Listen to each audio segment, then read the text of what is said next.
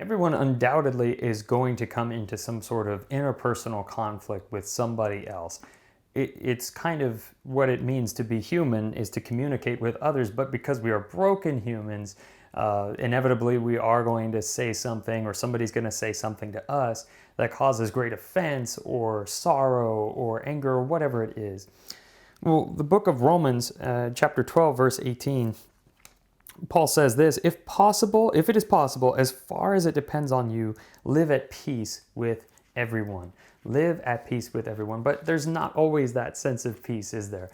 Sometimes people say things and it just gets into our heads and we become, there's usually two things practically that human beings take, right? You either go on the offense and you seek to get some sort of one up on that other person, or at least get even, so you attack. And it could come in many different ways. It could be very subtle, it can be sort of passive aggressive, or it could just be lambasting somebody else and yelling at them, right? So that's one way that typically things don't go very well in our interpersonal conflicts. And another is to become very passive. It's on the absolute opposite. But in that case, you tend to distance yourself much more when you're in this conflict, and you say, you know what, I'm just not even going to talk to them anymore. And you escape. You go out the back door and you completely avoid this person. So all of us are on some sort of scale with one another when it comes to offense. But what the book of Romans is saying, hey, as long as it depends on you, or you do everything in your power to live at peace. So today I want to talk a little about interpersonal conflict and how to live and how to have that peace within yourself. There are three different parties involved in any interpersonal conflict, right?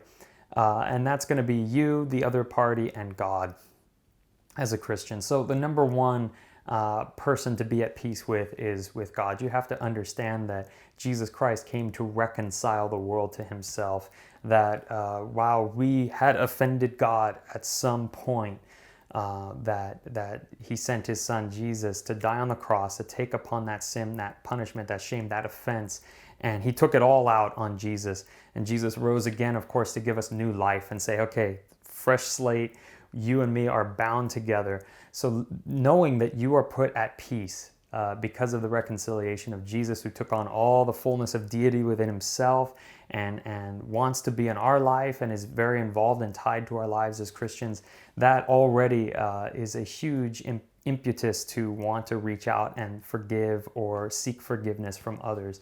But it starts with, for the Christian, with number one, being at peace with God. And so taking any interpersonal conflict into prayer, and this is something that it's not like a magic genie, like, God, I'm kind of mad, or I think I hurt that person. Well, I'm glad I'm forgiven by you, and then you move on, and it's not on your conscience. It may be for a little while. I've had hurts and pains from this church, some that I'm still recovering from other people that, I just have to constantly bring back into prayer and remember that God is at peace with me. And that's the start of it. Number two is to seek peace between you and others, right? So that's kind of the hard part, where we're challenged, like, okay, as so far as it depends on me, I know that there is something wrong. And so I need to be the one to get up and actually go over to the other party and seek forgiveness or apologize or whatever needs to be done, because it's on my mind. There is a troubled spirit inside of me. I know that I'm forgiven by God, but now I want to go and either extend forgiveness or ask for forgiveness of this person. Now, whether they choose to obey at that time to also forgive and seek reconciliation, that's on them. But as far as it is on you, you do your best to seek reconciliation, knowing full well that God has reconciled you to God and will, in his power and time, reconcile both parties, right? So that's number two. And three, peace with yourself. Okay, I know that sounds strange. It's like, but I said at the beginning, there's three parties, right? So far as it depends on you.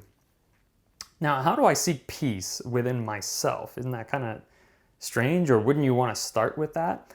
Well, many other religions may start with that and say, as long as you feel okay with yourself. But again, we do this together with others and with God. Okay, so there is a three-way relationship going on.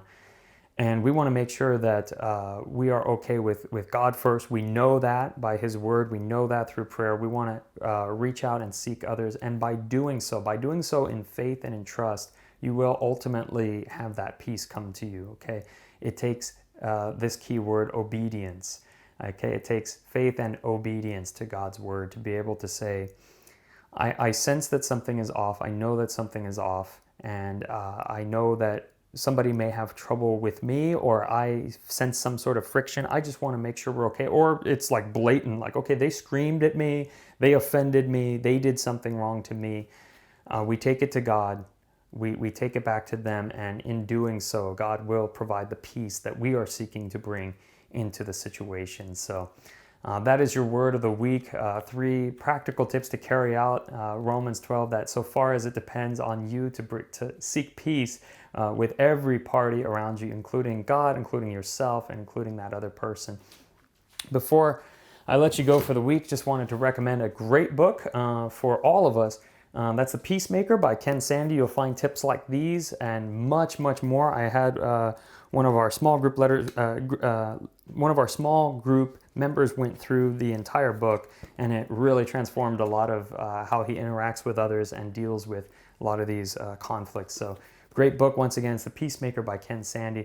Totally recommend in your peacemaking journey with others. All right, be blessed.